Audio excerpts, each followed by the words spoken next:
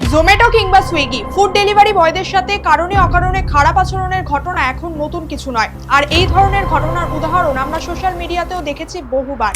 আর এরই ground reality check করতে delivery boy সেজে কাঁধে খাবার বোঝাই ব্যাগ নিয়ে রাস্তায় বেরিয়ে পড়লেন খোদ জোম্যাটোর মালিক দীপেন্দর গোয়েল। বেশ কিছুদিন আগে তিনি এবং তার স্ত্রী ডেলিভারি বয় সেজে একটি নামকরা শপিং মলে খাবার ডেলিভারি দিতে যান।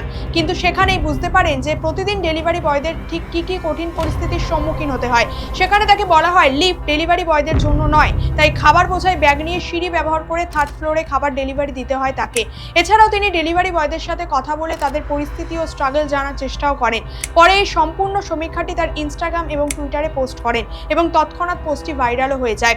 এরপরে ডেলিভারি বয়দের জন্য বিশেষ করে মলগুলিতে উন্নত অ্যাক্সেস ডেলিভারি পয়েন্টের ব্যবস্থা করা হয় এবং তাদের সাথে আরও মানবিক হওয়ার আদেশ দেওয়া হয়। এবার দেখা যাক এই পরিবর্তন লং টাইমের জন্য কার্যকর হয় কিনা।